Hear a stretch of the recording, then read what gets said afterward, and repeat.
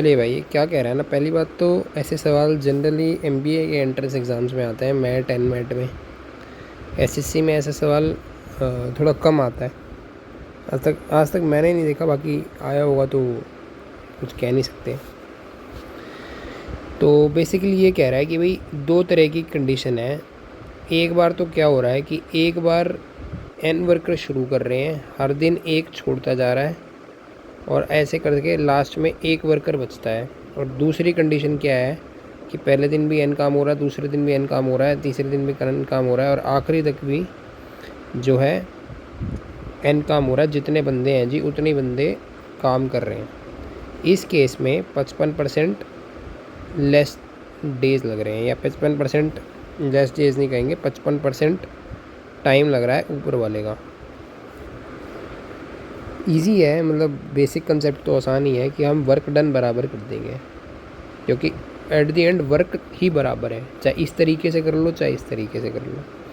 तो पहले में देखते हैं कि भाई एन, एक बंदा एक यूनिट काम कर रहा है, एन बंदे एन यूनिट काम कर रहे हैं।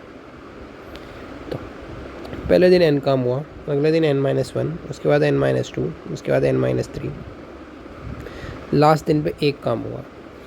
सम ऑफ ए पी वन से एन तक का जो सम होता है वो आपको पता है n×n+1/2 होता है।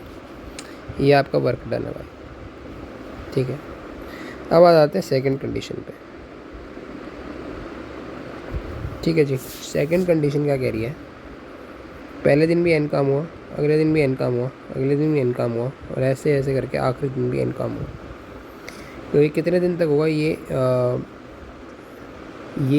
देखिए ये एन डेज़ हुआ है, ठीक है। ये एन डेज़ तक इन लोगों ने काम किया है। एन डेज़ तक कैसे किया है, जितने बंदे हैं एक एक करके छोड़ते जाएंगे। तो मान लो एन बंदे हैं तो nth डे पे वो काम ख़त्म होगा। तो अब क्या है, ये 55% ऑफ एन पे ख़त्म हुआ है, तो 11/20 एन पे ख़त्म हुआ है। और पर दिन काम कितना हुआ है, पर दिन एन यूनिट काम हुआ है। तो टोटल वर्क कितना हो गया, 11/20 एन इंटू एन। तो ये आ गया जी 11/20 एन स्क्वायर। एंड में कुछ नहीं करना, तो हाँ एंड में आपको ये चीज़ें बराबर कर देनी है। टोटल, ये भी टोटल वर्क है। ये n×n+1/2 बराबर 11n² एक स्क्वायर से n कट गया, 2 से कट गया 10 बार। 10n+10 बराबर 11 n, 10 बराबर n। अगर आप इसे सॉल्व कर लेंगे, बड़ा आसान है, कर लूँ 10 वर्कर्स, ये आपका आंसर आ जाएगा।